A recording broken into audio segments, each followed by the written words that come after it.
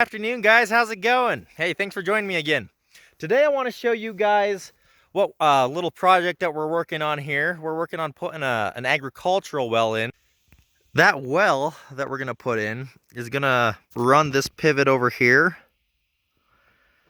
and run another pivot that we're gonna put right down there past those H braces, past that gate and that kind of clear meadow you can see.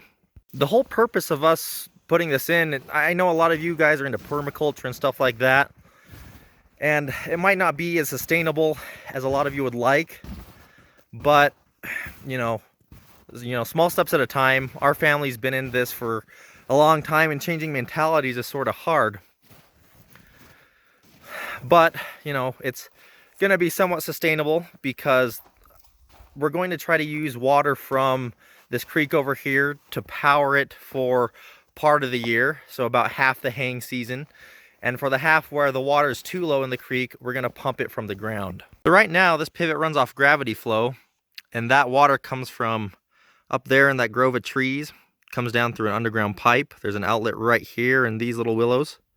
The pipe comes past these trucks, right down here, and out to that pivot point right there. And the whole process is actually fairly sustainable. I mean, up till now, we've only used the water that comes off the mountain. When there's not enough to run the pivot, we just don't run the pivot. And not only that, but not having to pump the water means that the electric costs are cut down significantly for us. So to run this pivot, which is it's a 60-acre pivot, it only costs us about $12 a month, which is insane. We've got another pivot, and it's 85 acres, and just to pump that every month, that costs about $1,200 a month. So that's 100 times difference in the price. The well that we're putting in is going to be a supplementary well, which means the state's not going to let you pump straight from the well all year long, because if you had a ton of people doing that, you can imagine it could destroy the aquifers, and that's just totally bad for everybody. But what the state allows you to do is they give you a certain amount of acre feet, which is basically a foot of water per acre that you're allowed to supplement with.